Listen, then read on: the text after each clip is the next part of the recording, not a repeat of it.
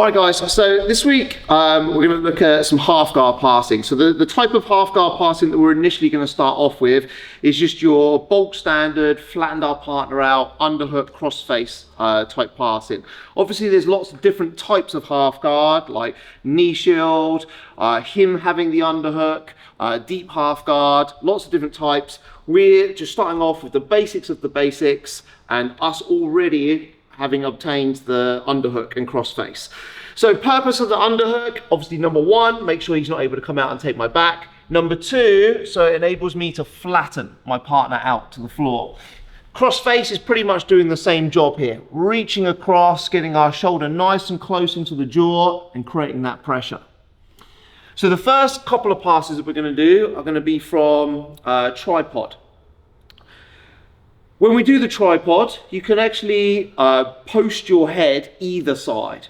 My preferred option is to bring it to the near side. So when I get to this underhook crossface position, we can lean forwards, like lift up our hips, and we can post our head off the floor here. I feel like if I've got someone really strong underneath, if I post my head this side, there is a chance, particularly when I start trying to lift my hips, that he can like roll me and push me off to the side.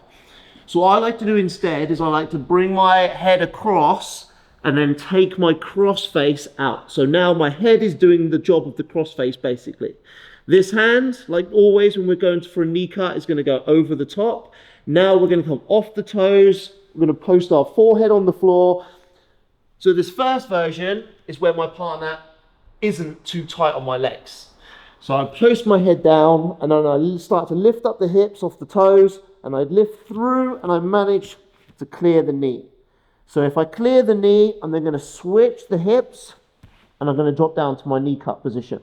If I can just slide straight out, then I will. If I need to use my second foot just to push the leg off, drop my hips and then move back into my partner's hips. So nice basic one to start. We start off by making sure we've got the underhook and the crossface and we flatten our partner out. So nice and deep on the underhook, we're going to switch the head with the crossface.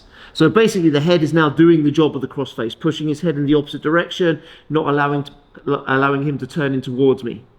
This hand is going to go over the top of the tricep, pull his arm up. As I post off my toes, base my head onto the floor.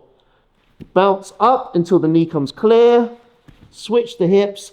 If we're able to get straight out, we will. If not, we can clear, drive through hips to the floor, kill the hips, and then move back up into side control. All right, so basic of the basic. We'll start off with this tripod into knee cut. 1, 2, 3. Okay, so we're gonna stick with the tripod again, but this time my partner's being a little tighter with his knees.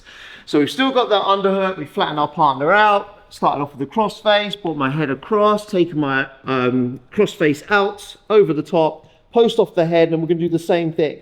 So we're going to lift up to this tripod position. This time though, he's keeping his knees a little tighter to my leg. So when I'm trying to shake that knee free, it's not working. So I'm going to use the instep on my free leg to come over the top of the leg and try to pry it apart. But sometimes, when his knees are pointing up towards the ceiling, it's difficult to reach over the top. So one way that we can kind of deal with that situation is we're going to move our feet to the left or to the right if I'm on the opposite side. But you see what it does to his knees. When I move my feet across, it drops this knee closer to the floor. Now it makes it a little easier for me to bring my instep in. Then we do the same thing. We bounce up or we use our foot to push down. Now, one of two things we can do here. We can either go straight back into the knee cut, or because we've got that instep in, we can come up over the top into the mount position. Keep this flared on the legs, and then when we're ready, we can drop in. Or we can go underhook, start to work his arms up, and move straight away into a high mount position. So again, we put our partner down flat, head comes across, reach over the top, we go to tripod. He's being a little awkward, he's pinched those knees a little tighter. So we're going to move across, bring our instep in, then we're going to go back to the tripod. Number one, go back to the knee cut. Or number two, we drop our knee to the far side. Keep those legs in, underhook, start to work the arms up high, and then so he doesn't catch my leg again, slide immediately up into the high mount. Any submissions you want to add onto that, arm bars, arm triangles, then you can. All right, let's do it. 1, 2, 3. Good. All right, so next, leaving the tripod behind. This is my favorite way, personally, to set up my half guard pass. So I still start off with the same stuff. I'm still starting off with the underhook and the crossface, and I'm trying to flatten my partner out. There's going to be a lot more emphasis on the crossface this time, though. So we can do that one of two ways. We can do that by taking this crossface deep as we can, and we put the fingers into the armpit, and we drive that shoulder into the side of the neck. If you really want to get down into the neck, you're going to drop the shoulder low. So don't try to go like on the jaw. We're going to go shoulder low and then push that shoulder into the neck. It's going to affect them a lot more. Sometimes might even get the tap if we get a lot of pressure through. My preferred way here is to take the gi out. So I take the gi out, I pass the gi underneath the arm, and I get this pulled as tight as we possibly can. So number one, I not only have the crossface pressure, but I also have this pressure across the shoulder. So if he tries to turn in towards me or tries to get his underhook, a lot more difficult for him because of the pin that I have through the shoulder. So you can do either or. My preferred is this one. Then once we've got this in position and we've got lots of pressure with the shoulder, we're going to do a little switch of the hips. But as we switch the hips, take note on this bottom leg here. We're not just switching the hips and letting our hips flop down to the floor. If we let the hips flop down to the floor, the pressure comes off of him, and also the pressure off the crossface loses as well. We're going to switch the hips. We're going to bring this bottom knee in underneath their leg, trap it in, and we're going to just drop slightly. You see how my hips are still off the floor? There's a good pressure on that bottom leg as well, right?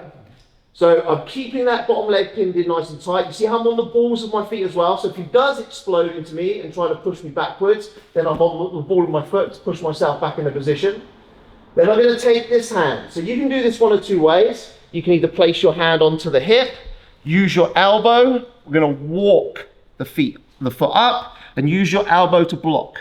This is probably the safest way.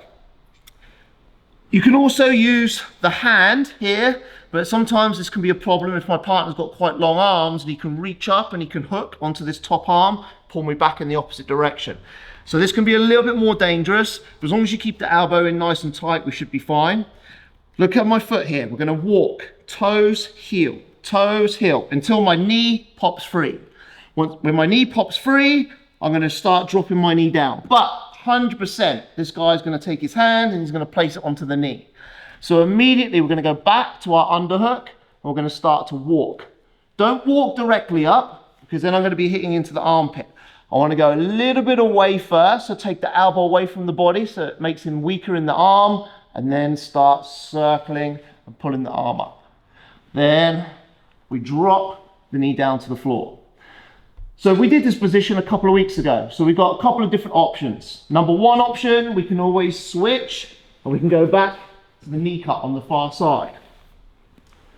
Or we can go double unders and we can use our foot again, pry apart.